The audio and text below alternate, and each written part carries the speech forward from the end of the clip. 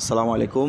আমার মাটির ঘর ছাদ বাগান হতে যেই 2 রকমের লেবু সংগ্রহ করলাম সেগুলো বাসায় এনে ঢালতেছি আপনাদেরকে সরাসরি দেখানোর জন্য যে এখানে 2 রকমের লেবু আছে। একটা চায়না 3 সিডলেস, এটা সবচাইতে বেশি ধরে গাছে এবং 12 মাস থাকে গাছে।